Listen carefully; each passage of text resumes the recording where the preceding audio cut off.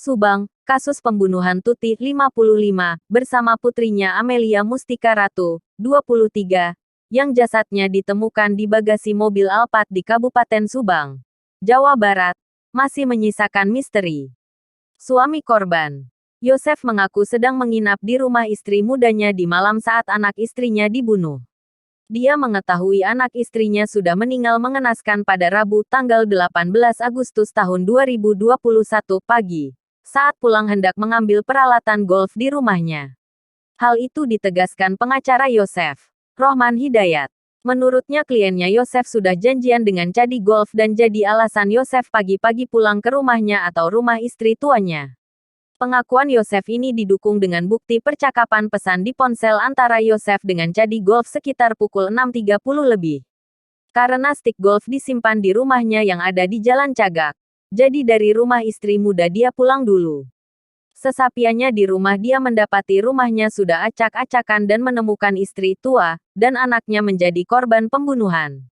Hal ini tentunya juga disampaikan dalam BAP, kata Rohman. Sabtu, tanggal 28 Agustus tahun 2021. Rumah istri muda Yosef berinisial M berjarak tidak begitu jauh, dan bisa ditempuh kurang lebih setengah jam dengan kendaraan dari rumah Yosef, yang ditempati istri tuanya tersebut. Selain bukti percakapan pesan melalui ponsel, Rohman juga sudah mengajukan cadi golf itu untuk jadi saksi. Hal itu untuk memperkuat pengakuan Yosef kepada polisi. Menurutnya semua kecurigaan dalam perkara hukum pasti ada, tetapi tentunya harus didasari bukti ilmiah.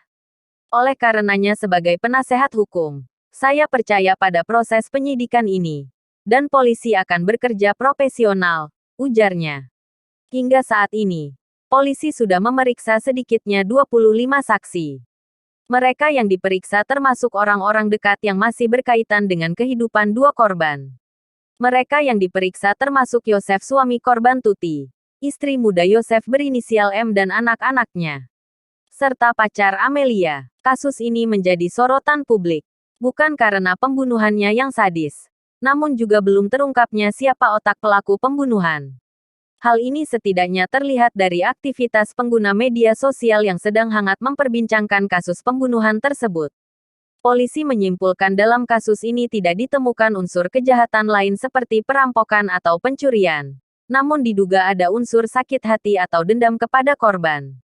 Pasalnya, di rumah korban yang menjadi tempat kejadian perkara tidak ditemukan benda berharga yang hilang, kecuali telepon genggam milik Amelia. Bahkan uang sebesar 30 juta rupiah yang ada di dalam rumah korban juga tidak diambil pelaku. Kasus pembunuhan ini terungkap pada Rabu tanggal 18 Agustus tahun 2021 pagi oleh Yosef, suami korban bersama warga serempat.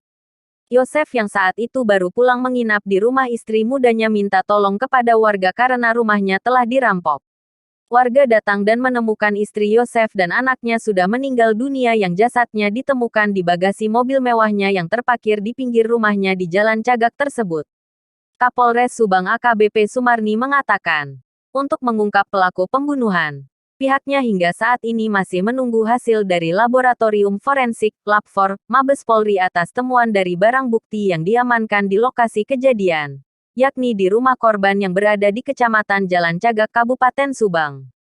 Kami masih menunggu hasil pemeriksaan dari laboratorium forensik Mabes Polri atas barang bukti yang kita temukan di TKP. Nanti kita tunggu hasil dari analisanya seperti apa, ujar Sumarni.